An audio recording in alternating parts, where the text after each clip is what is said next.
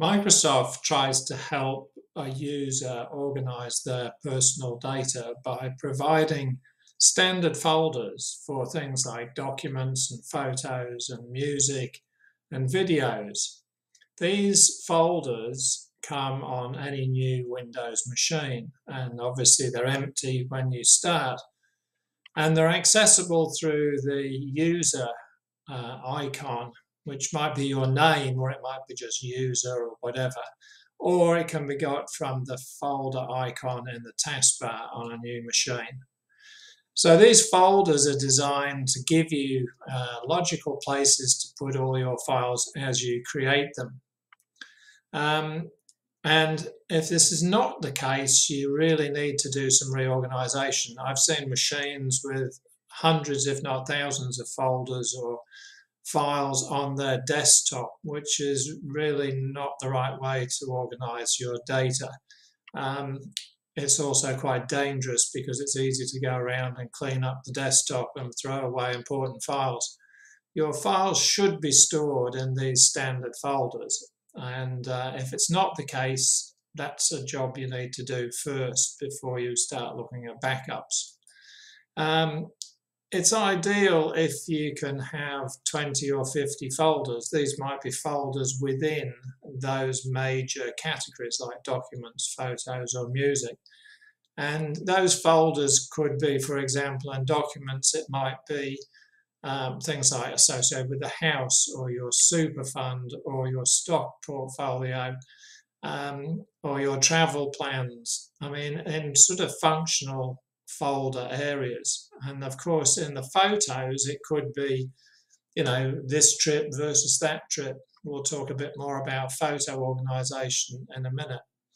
And in music, it could be, you know, particular artists or whatever. But whatever you want, however you want to do it, try and organize it to a limited number of folders. Anything up to 50 folders is fine.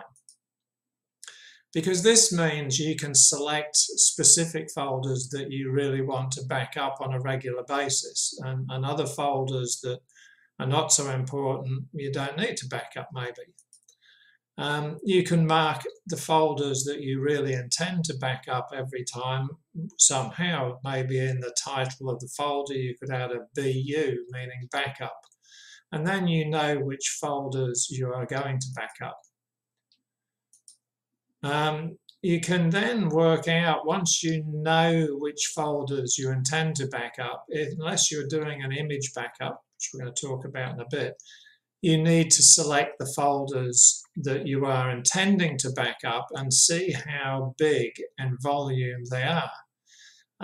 Because it could be with photos, the images are 2, 3, 4 megabytes each, and it could be more in total than will fit on the media you've chosen. So how you can do this is you can highlight a number of folders, and using control you can left click it and see what the total is.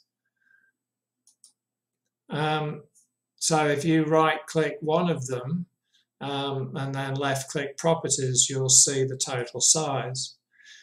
Ignore the size on disk. This is an egg carton size, and I'll explain that in a minute, as I'll show you what I mean by doing this. Now you can decide what folders will fit on what media, because if you're using a disk or a thumb drive, flash drive, you may have limited space.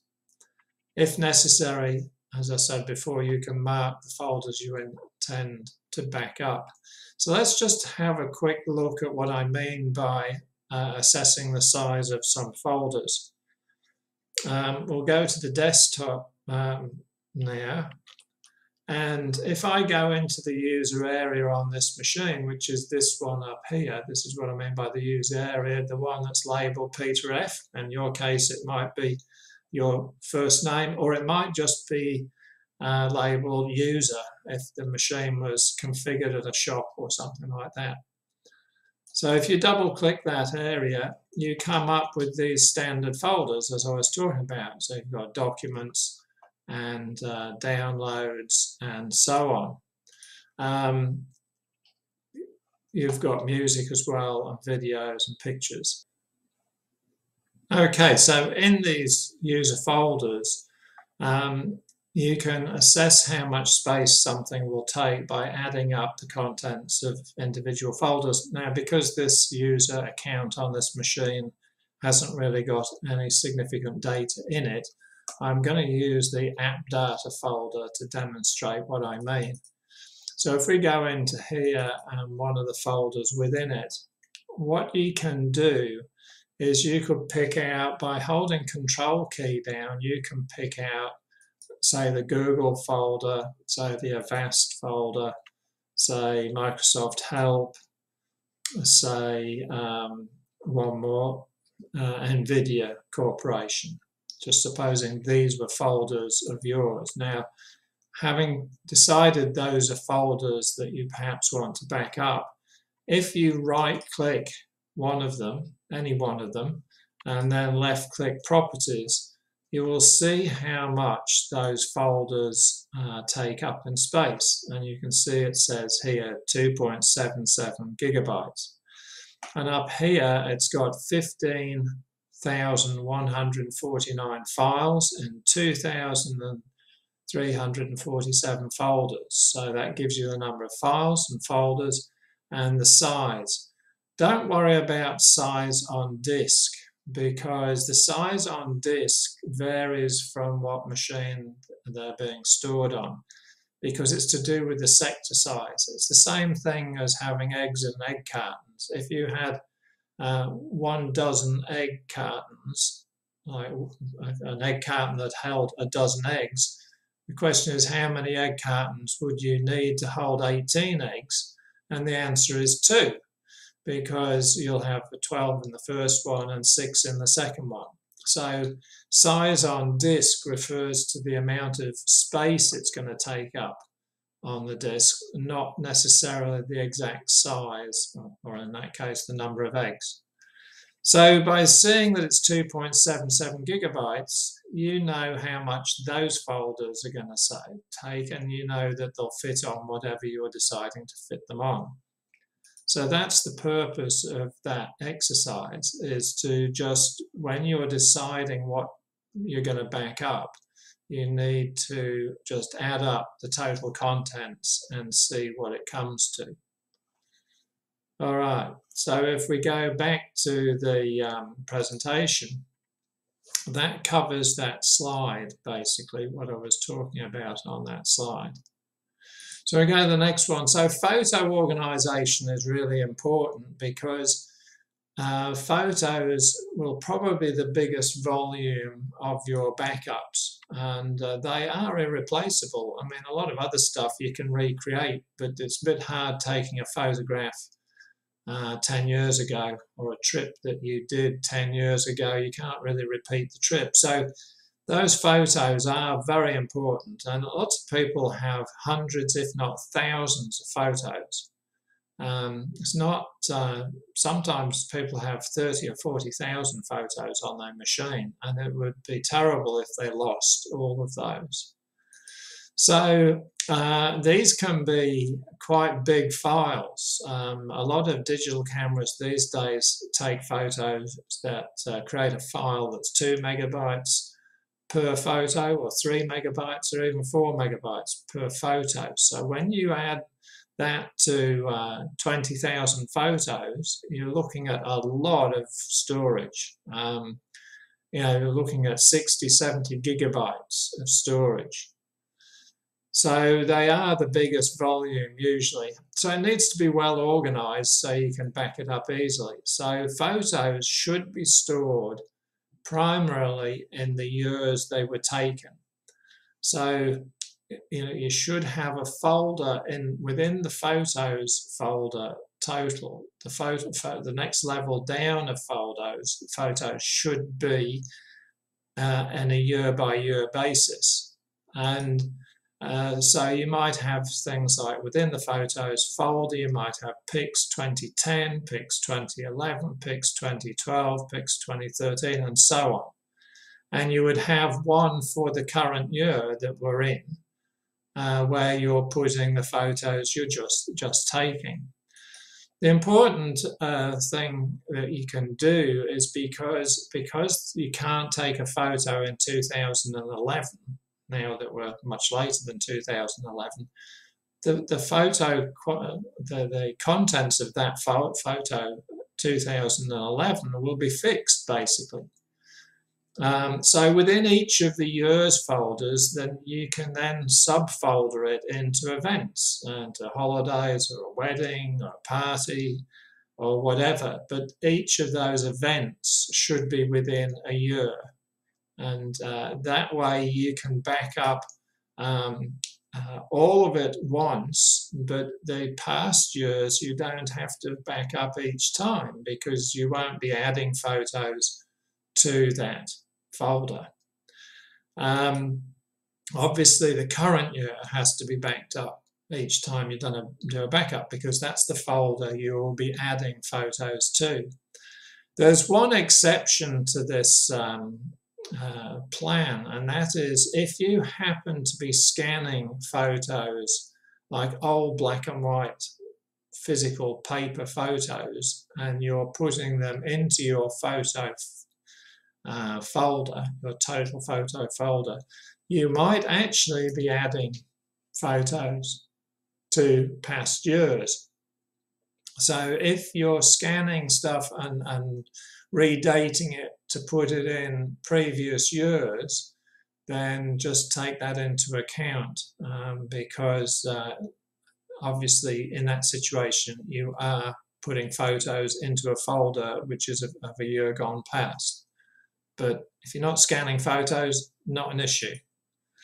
So the photo organisation example is like this. So if we lay it out, you've got pictures folder, you've got pictures 2021 under it, and then pictures 2022, and pictures 2023. And within each of these years, you can then have individual folders for, say, a Europe trip or somebody's birthday or a graduation. In other words, you can organise them to find them quickly in the year. Now you'll notice that in 2023, the current year, there is a folder called temp. And this temp folder is where I would put the photos I've just taken off the camera. So sometimes when you're planning to go to a wedding or something, you suddenly realise you need to take your camera, and then you think, oh, I wonder if there's lots of photos on the camera, and will there be room? So you decide to download those photos onto your machine. And if you put it into a temp folder, you can then come back to there and reorganise it later into specific events or whatever's included in those photos. So the temp folder gives you a home to put them in straight from the camera prior to organising them into folders. Now we go on to a different area, emails. And the problem with emails is that there's a lot of alternatives to where the emails are stored. And you may want to consider whether you're even worried about storing emails. I mean, you might decide that you deal with emails as they come in, you reply to them, and then you delete them, and you're not interested in keeping past emails. In that situation, they don't need to be backed up. But if you are one of those people that stores emails into folders on the left-hand side of your email client or into folders, if it's a Gmail account or whatever, you've got to consider what happens to those emails if disaster occurs. Is it going to be that important? Are you going to be really upset if you've lost all that history of emails? And if that's the case, you need to consider what type of email you're using. If you're using a web-based email system, no backups are required. And what I mean by a web-based system is if you're on a Gmail account, a Yahoo account, a Live account, or an Outlook.com account, then more than likely you won't need to back up your emails because they're held on the web server of Google, Microsoft, Yahoo, or whoever. So they have the job of backing up your emails. So whatever's there will still be there, even if your computer has a disaster. But if it's not a web address like Gmail, Yahoo, Live, or Outlook.com, then if you've got an email address that's more like something at bigpond.com or something at tpg.com.au or something at optusnet.com.au, then it depends what mail protocol you're using for those emails. And it could either be POP3, which is Post Office Protocol 3, or it could be IMAP. So these are the addresses that this is relevant to. If you've got something at bigpond.com or something at tpg.com.au or any other number of internet service providers, there's hundreds of them, and you may be running your mail on their servers. So if it's not web, but it is IMAP, if you happen to be running, for example, bigpond.com, and you know you're running it as an IMAP account, not a POP3 account, then no backups are required. So if you're running IMAP on one of these types of addresses, it's working very much like a webmail system. And the emails are stored on the ISP, the Internet Service Provider's servers, so that if anything happens to your machine and you configure a new machine, all those messages will come down again. It will synchronize again to your new machine and no emails will be lost.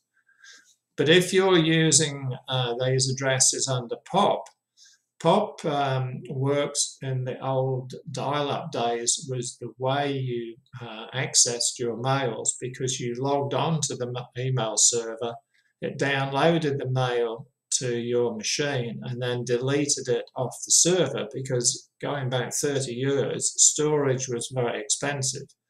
So your mail server will want to hand off the mail to you, just as if you went to a physical post office and you picked up your mail from a mailbox. They don't want to hold it indefinitely, just so that it's there for you whenever you want it later on. So POP works on the basis of you've taken the mail and it's now on your machine and it's no longer on the server. So, you know, if you're running POP mail like that, you've really got to question whether you want to back up email, because it's not that easy to back it up. Every email client has a different way of storing those emails. And in fact, they have a different place to store them on your machine. So they generally will store them in the same place on any machine, but it depends on the email client as to where that is chosen. And it's quite likely not going to be in somewhere that you readily can find them. It could be buried in the app data or some area like that, because they don't want you to accidentally delete these files or folders. Microsoft at one stage did start storing them into your documents folder, and there would be in a folder called Outlook files. And they did this because then, you know, potentially if you backed up your documents folder, you would be backing up your emails automatically. But you cannot assume that, because it depends what version of Office and Outlook you are running as to where it was put. So that's why I've put the comment. It's rarely that these folders for your POP emails are in the documents folder. So POP email data files are a problem. Microsoft Outlook stores all the emails in one .pst file. This is particularly if you're using POP mail type of arrangement. If you are using an IMAP protocol, then they might be in a .ost file. But remembering if it's IMAP, you've not really got a problem because they can be downloaded again. But other mail programs like Mozilla Thunderbird stores emails in individual folders, not a single folder. And clients can be configured to store them in documents. You know, you can tell it where to put these folders, but unless you know what you're doing, it's not easy to do that, and particularly not easy to move it once it's got going. So alternatively, the way to do it is you find where these folders are and then just back up those folders now and again. You know, you just store a copy in your documents folder, or some folder you know you're going to be backing up. Email contact lists should be regularly backed up, because this is the other thing that if you're using a POP3 email client, or even an IMAP client, you will not necessarily have a copy of your contacts. That when I say contacts, I mean names and email addresses, so that when you're writing a new email, you just type in somebody's name and the address comes up automatically in the to box. You don't have to actually write the so-and-so at gmail.com. It brings it in because you've written their name. So those contact lists, and some people have, 100, 200 people on them, are quite valuable, because you wouldn't want to type it all in again. They've sort of been generated over years. So you should back up those contact lists. And all email clients have a function, usually under the file command, which will be something like import export. And of course, what you want here is to export the contacts.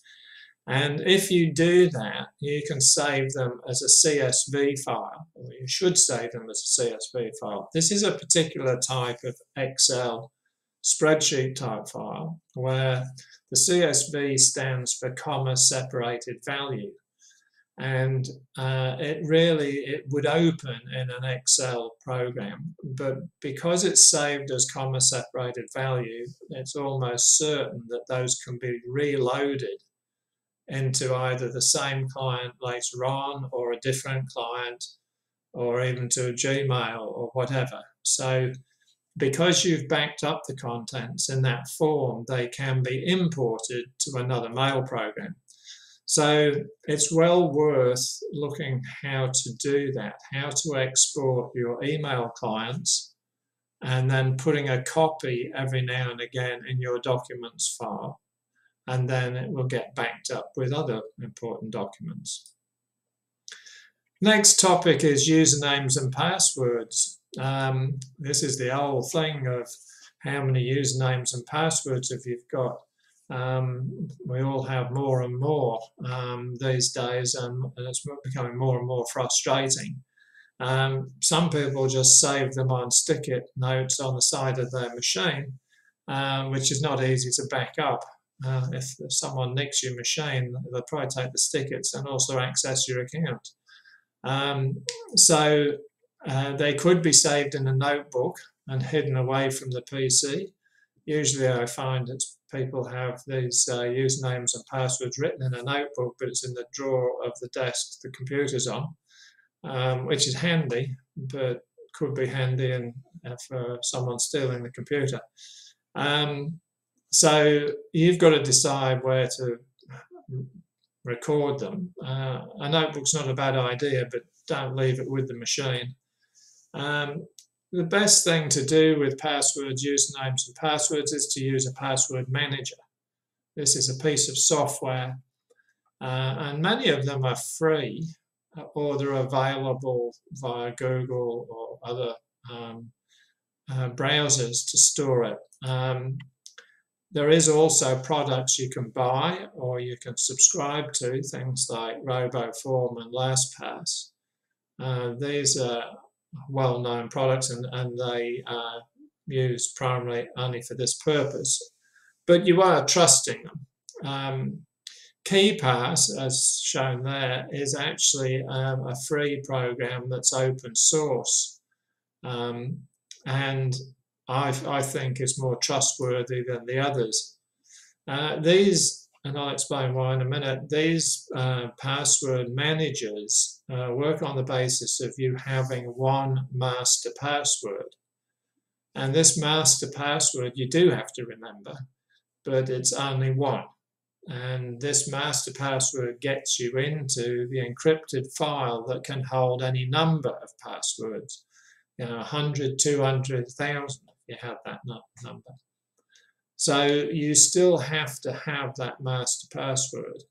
And most of them will warn you that if you forget that master password and can't recall it, there is no way they can break into your password vault, and so you can recover your passwords.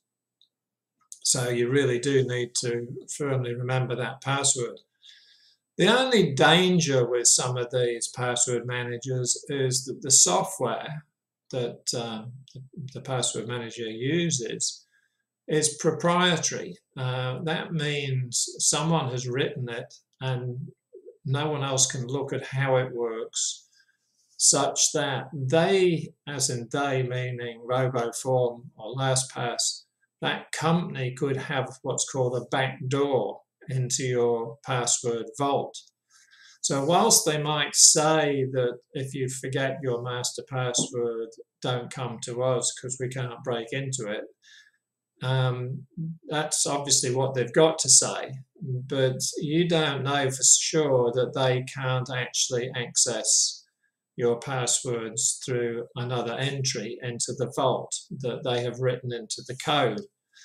The difference with KeePass is it's open source software, which means unlike proprietary, the open source software, any IT person can get a copy of that software and have a look if there's any backdoors have been programmed into it. So KeePass has been around 20 years and no one has ever published anything about there being a formal backdoor into KeePass. So at least you know if you forget the password, you've lost your passwords, but if you forget the master password, you've lost all of them, but at least you know no one else can get into the back of it and get to your passwords. So that's the benefit of an open source piece of software, but it's these companies like LastPass and RoboForm is their reputation. I mean, as soon as anyone had any inkling that they had built in a back door, it would be the end of their company. So they're resting on their reputation, really. And the big advantage of password managers is that when you use one, you can use it to autofill the password or the username and password into a website, where it asks for a username and password, whether it's Bunnings or Pizza Hut. So you can use it to more quickly and easily log into websites. So that's a secondary advantage. Most of the password managers have the ability to create long passwords and strong passwords, and since you are not having to put them in, they can create some really fancy, very strong passwords. Some of them have apps for tablets and smartphones so that the database can be accessed from any device. So never mind just your computer, you can access them from your phone or from a tablet, which is really very convenient. And also that database can be backed up and stored in the cloud if you want to get it from even further afield. My wife and I both access the same database so that when we make a change or make an addition to it, we both are looking at the same database, and to do that it has to be in the cloud. So that's usernames and passwords and a better way of backing up that information. You can take a copy of in something like KeePass, you can copy the database fully encrypted as many times as you want and have it stored in various places and have it stored on your backups and so on. So I do recommend a password manager. Okay, so moving on. Disk images. This is the sort of Rolls-Royce of doing backups, and it saves a lot of time, effort, and thought, because instead of thinking what should I back up and how should I back it up and so on, why don't we just back up the whole machine, like everything on the PC, back it up, and then I don't have to think about should I back up this folder or that folder or the other folder, and how shall I do it, and what media should I put it on, and so on. So if you do what's called a disk image, it makes life a lot easier.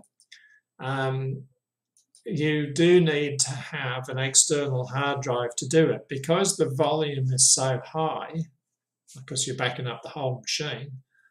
You can't just run it onto a flash drive or a DVD or whatever. But because external drive capacity is quite cheap these days, as long as you're prepared to make the initial investment, this has got to be an easy way. And the principle is to copy the whole of the hard disk or solid state drive or whatever's used as the storage medium in your computer. You are going to copy all the contents to the external drive. And this has lots of advantages because everything is copied, not only your personal data, but all the programs and the operating system itself. You can then restore from that an individual file or a folder or a whole disk. Doesn't matter. You can restore anything you like from that image. And you need special software to create this image. It's not just a matter of copy and paste your computer contents, because it has to know how to put it back should it be necessary. So you can get specific software, and there's many on the market to do this. We've been using Macri and Reflect recently, but before that I was using one called Acronis, and now I've started using one called Aomi. But these are all pieces of software that do more or less the same thing. They look different, the user interface is different, but they're all doing the same principle, and that is to copy all the contents of your hard drive to an external hard drive in a format that you can either recover a file, a folder, or the whole lot back to your machine. So, as I've said already, I think that if you buy an external drive, I would recommend not buying one with its own software on it. Some of them, and you pay a little bit more, $40 or $50 more for this version, which has software provided by Seagate or Western Digital to help you do this image backup. And when you plug the external drive in for the first time, it will try and install this software. And in the end, you will end up with possibly a couple of icons on your desktop. One of them will be one-touch backup or something to that effect. And what they're trying to do is make life easy for you by saying that all you need to do is click on this button and it will back up all your system. But what you don't know is what it is actually backing up, whether it is all of it, what format it's backing it up in, and how easy is it to recover it should you need to. These companies like Western Digital and Seagate generally outsource the backup software they include on their drives. It won't necessarily be one of the industry standards like Acronis or Macri and Reflect. It'll be something that they've purchased, and even that could change over time. So it is nice to just use a blank drive and and install your own chosen software that is standard, and that if you needed to restore it at some stage, whilst you may not be capable of it, you could take your backup file and your machine to a computer shop and they'd recognize the software you'd used and know how to restore it. So it's a lot easier if you use an industry standard like that. So as I've said there, a recognized app and a blank drive is much better. Macrium Reflect or Free AOMI is a better choice than just using whatever comes with the drive. An external portable 2.5-inch drive at $80 would have enough storage for 2 terabytes, and that would cover at least 2 PCs, if not more. An external drive, 4 terabytes for $170, which is the preferable one because it's a full desktop drive, which means it's a mains powered one, would be enough sufficient space for several PCs, like 3, 4, 5, or 6. You would be able to do the backups on that. So $170 for that, and the backup software might be $50 or $60 for a license, unfortunately per machine. But you can still use a free one like AOMI that's free for consumer use, not corporate use. And the benefits of disk images are numerous. This is certainly the optimum backup strategy and the most worry-free in that sense. It covers almost any PC disaster. For example, accidental deletion of files or folders, which is to say an oopsie, where you've deleted them by accident. It covers things like file corruptions, both in your programs, in the operating system, and in your data. It covers internal system hard disk failure. All internal hard disks have a finite life, particularly the spinning drives, can be anywhere between 18 months and 12 years. But sooner or later that drive will cark it, and so this completely covers everything on that drive. The PC is infected via ransomware virus or an encryption virus, or just a virus that you can't get rid of. PC will not boot after a new software has been installed. You can therefore, in that situation, restore your backup, get the thing running again.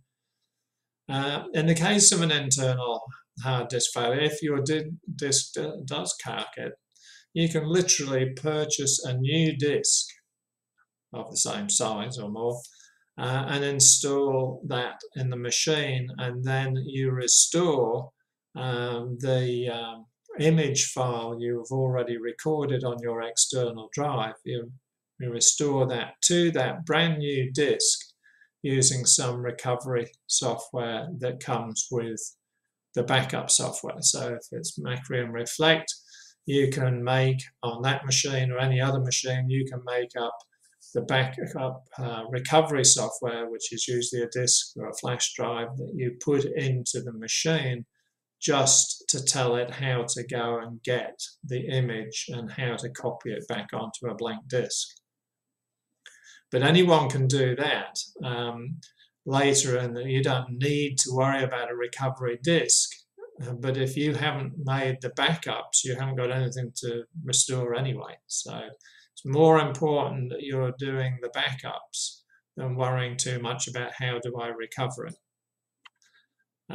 Basically, all you do is connect the external drive, restore the image to the new internal drive, and reboot, and everything will be back just as it was on the day you made that disk image. So really the Rolls-Royce way of doing backups. Okay, that's everything on backups. Now we're going to move on to another topic, which is the defensive side of what you need to do to keep safe from whether it's viruses, trojans, scams, or whatever, because you're on the internet. And it really is only because you're on the internet. I mean, if this machine was standalone and you never accessed the internet, theoretically you would never get a virus, or you would never get a problem, because it's only the internet that introduces it or gives the capability for it. And viruses have come a long way in the last 30 odd years. There used to be individual nerds, IT nerds, who were trying to outdo their friends in creating as much havoc as they could on a particular PC. You may be remembering the times when you used to look at your computer monitor and all the letters on a page or a screen full of text, all the letters started just falling to the bottom and off the bottom of the screen. And that was somebody playing around with how to interfere with the standard software you were using, really just as a gimmick and as a challenge to see, look what I can do, and so on. And that existed for a long time. And then they started realizing that viruses could also be used to make money or scam money off other people. And that's really where they are today. All the viruses or scams are all on the basis of trying to win money from you under false pretenses. And unless it's making money, they're really not interested in just making silly gimmick viruses. So malware, as it's called, bad software, malware, could come in many different forms. It could be, in the past, adware, spyware, conware, ransomware. So adware is also getting pretty remote these days, but adware is just pop-up ads. And you've been to a website and then you suddenly find this ad keeps coming up or whatever. Usually non-malicious, more to do with trying to remind you about their product. And because it doesn't earn a lot of money directly, it's not that common, really, these days. Spyware was about tracking where you've been. This was used for marketing purposes. So the idea was if they could source this information from thousands of users, they could market the information to companies, and it would be worth some value to them. Again, not so common these days, but that doesn't mean it doesn't exist at all. Conware is more about, now this is what getting into more these days, conware is more about tricking you into, it's a confidence trick, tricking you into going somewhere that you didn't think you were going, or they would then get some information from you that would help them access an account you owned or whatever. So conware is very much part of today. And ransomware is basically getting into your computer and encrypting all your files and photos and documents to the point that you can't access them anymore, and then they hold you to ransom and say, well, we'll give you a key to unlock all those files, but you'll have to pay us $10,000.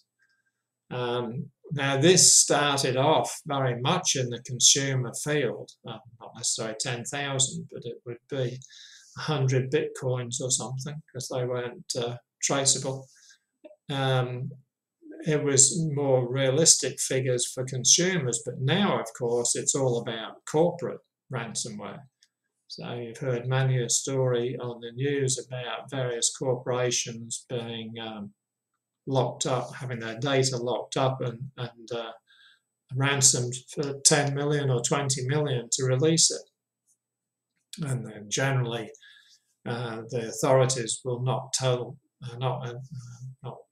help them pay it. They'd rather not pay it and work on the fact that they have all their data backed up, even though it's been encrypted on the working machines, day-to-day machines. They should have backups for it all.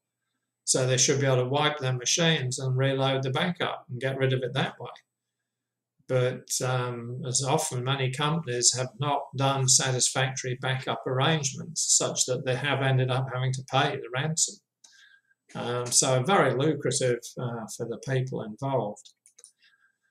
And these viruses, if they are viruses or conware or whatever, are mainly spread by infected files that you've downloaded and executed without you realizing. And this could be because you've gone to certain websites that are not that reputable, or it's been downloaded with some other software, or some software has been struck with the virus unbeknownst to the writer of that software.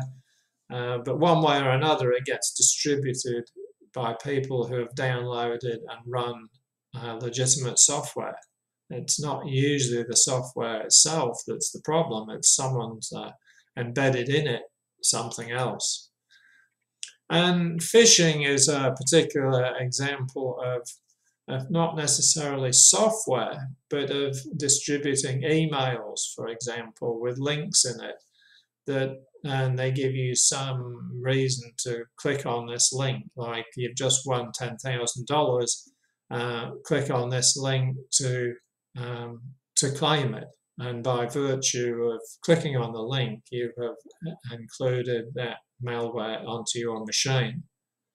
Or they've taken you to a website where they're going to get you to log on to something, and in so doing, record your data. So phishing is about tempting you to go somewhere and do something that's going to benefit them by them getting some information they didn't have before. This course isn't about all the study of what you can do. It's more about the software and habits that you need to adopt to minimize the effect of all these things.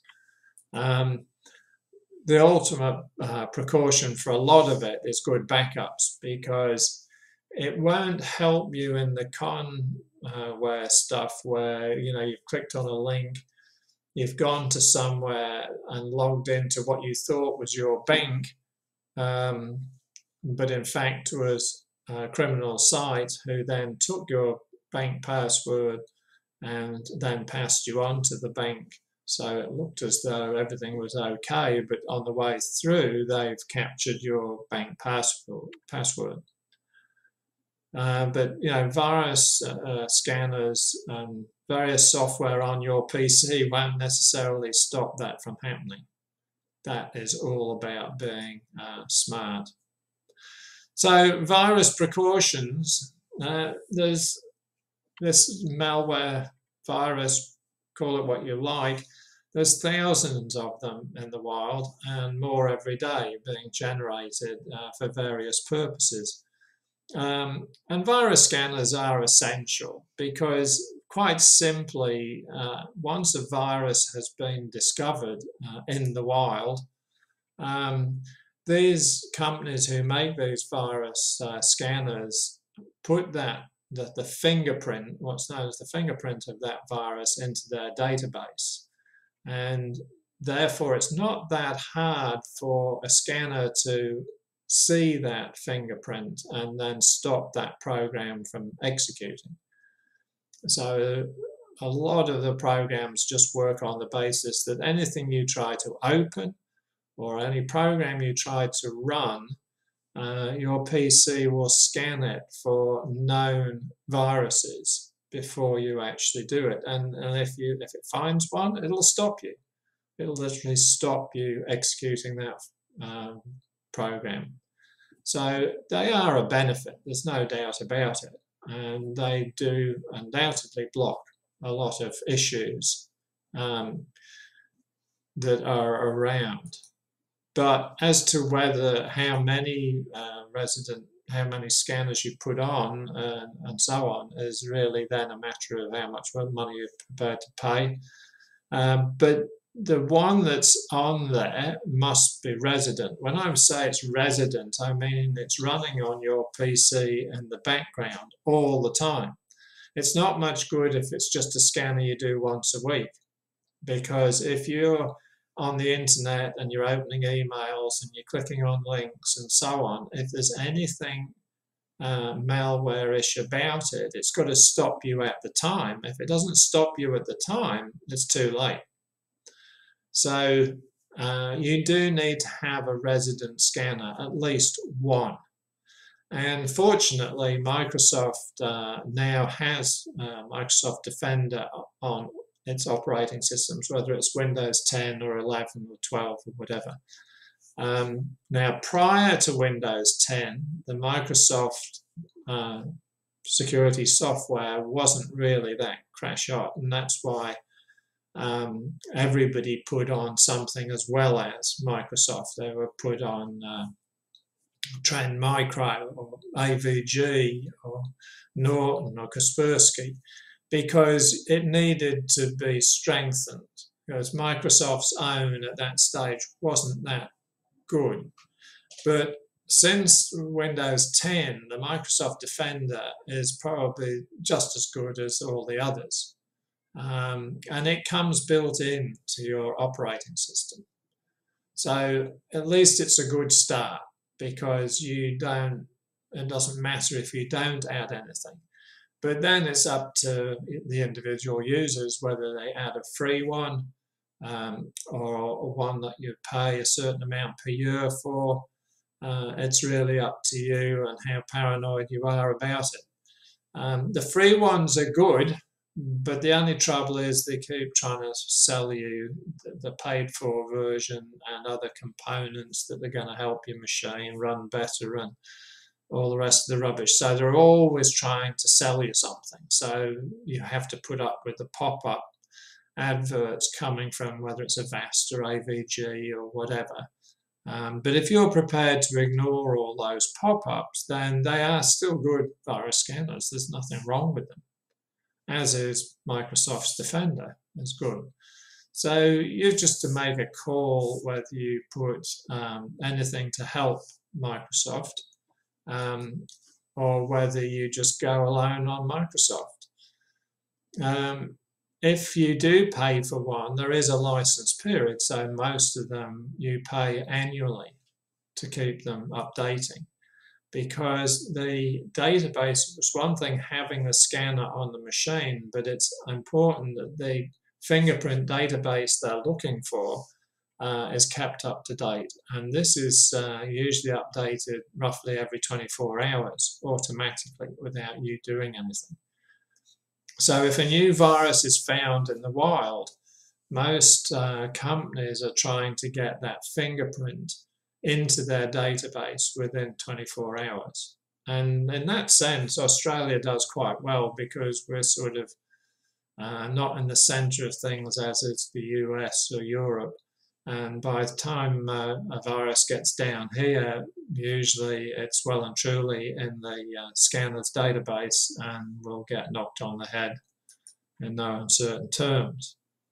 So virus scanners running resident are looking at everything you're doing, everything you're opening, emails, attachments, browsing, chatting, anything you're doing. They're looking for these fingerprint telltale signs of a potential virus, and theoretically they'll stop you if they come across anything.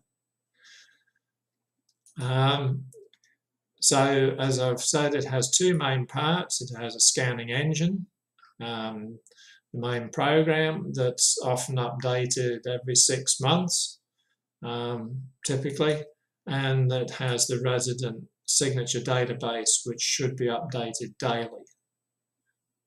You can always go in and just check if a virus scanner is up to date, both the program and the signature database. It's just a matter of opening the user interface and going somewhere to just check for updates and so on, and that way you're sure that it is up to date. And that's usually should be a monthly task that you do as part of your maintenance.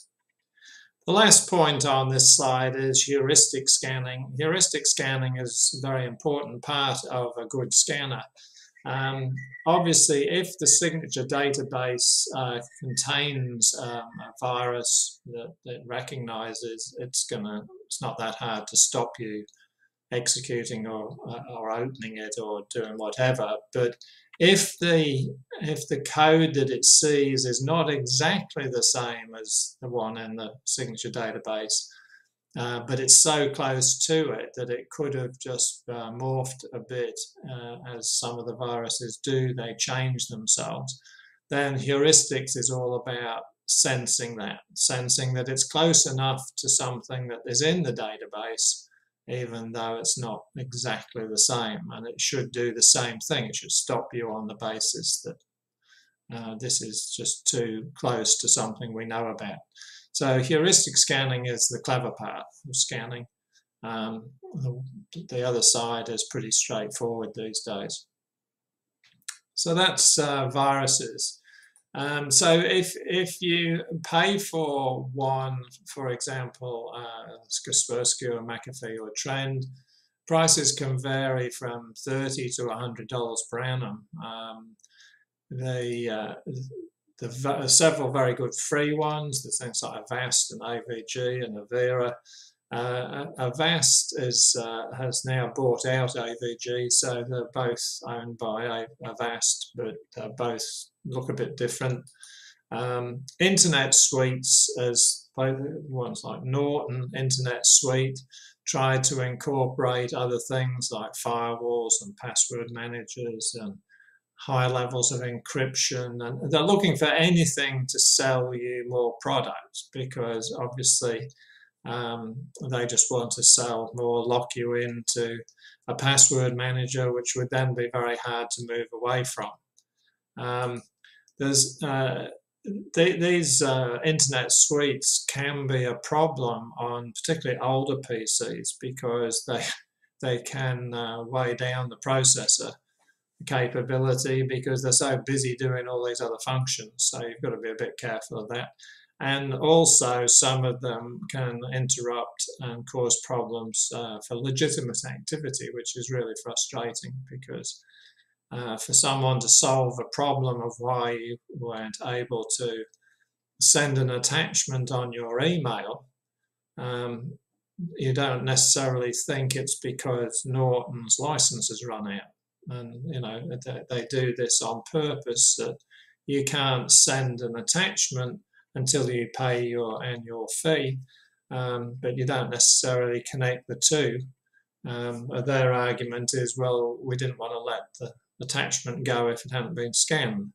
But they can cause a lot of problems for people trying to solve issues and not necessarily working out that it's to do with the actual virus scanner itself.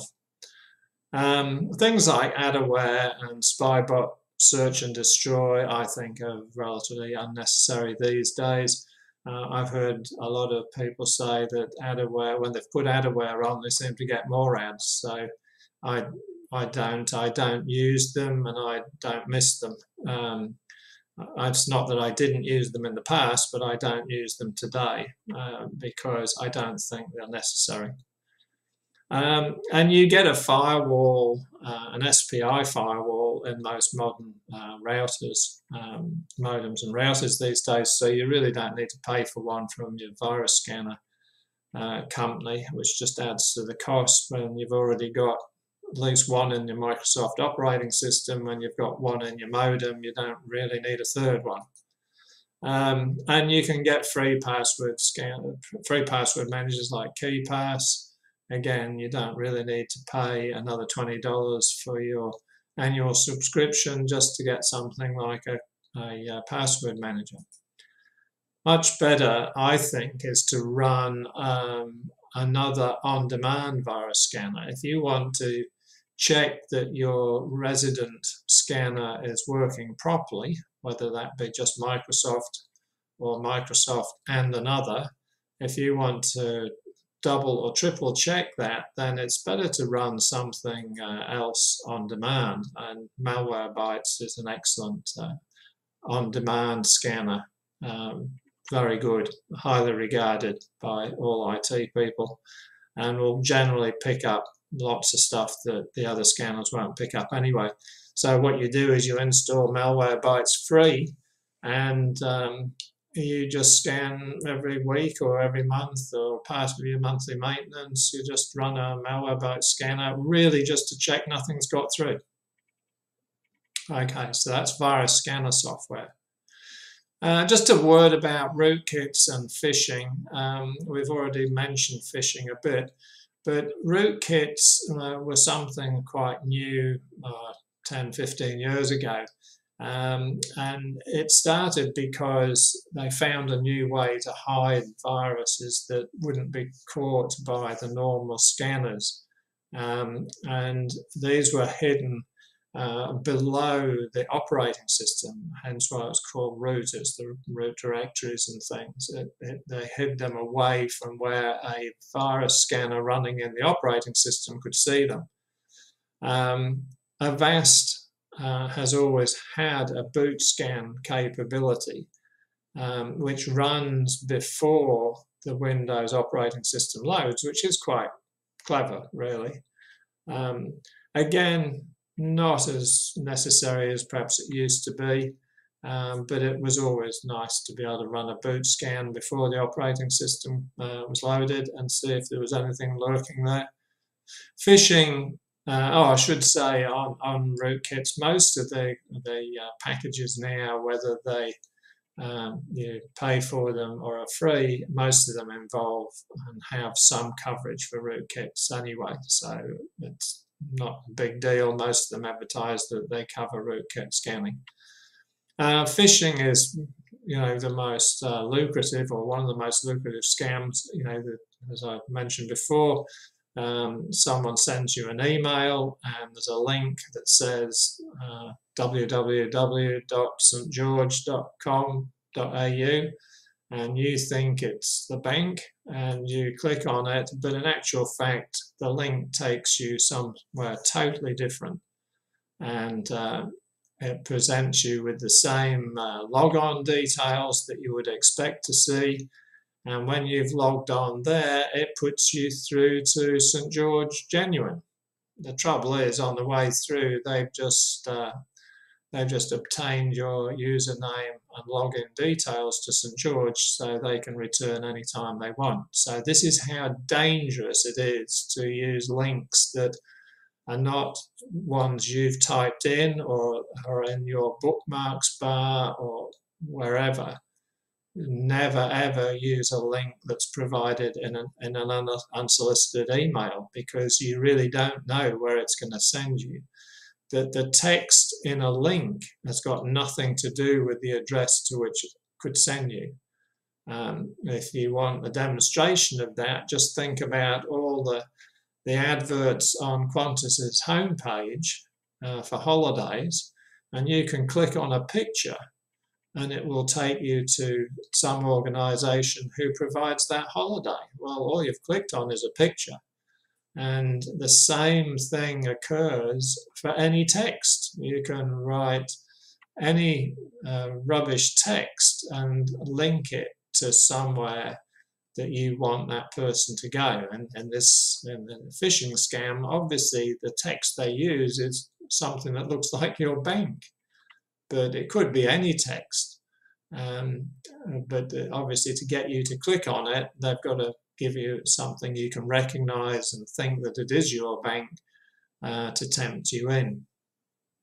So you've got to be really careful to not click on unsolicited email links.